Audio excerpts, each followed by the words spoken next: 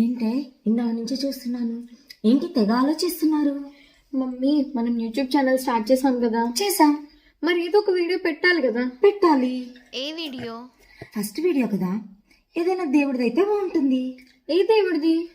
ఏ దేవుడిది పెడతాం? ఇంకెవరు, మన ఊరి గ్రామ దేవత శ్రీ పాతపాటమ్మ వారి వీడియో పెడదాం. గుంటూరు జిల్లా గురజాలలో గ్రామదేవత శ్రీ పాతపాటేశ్వరి అమ్మవారి గురించి చెప్తాను. ఈ అమ్మవారి ఆలయానికి 14వ శతాబ్దం నుంచి పూజలు జరుగుతున్నాయి.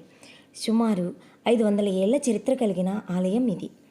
ఈ అమ్మ మహిమల్ని చాలా గొప్పగా చెప్తారు. ఈ అమ్మని దర్శిస్తే కోరిన కోరికలు తీరుతాయని చెప్తారు.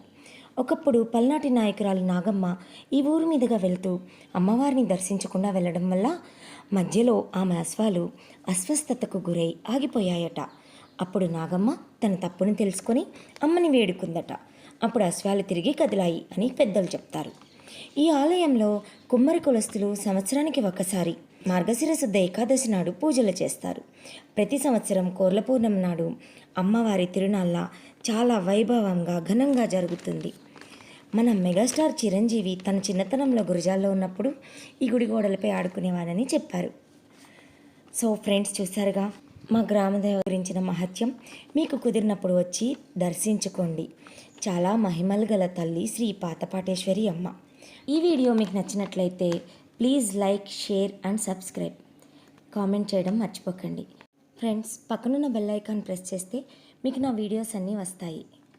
Thank you.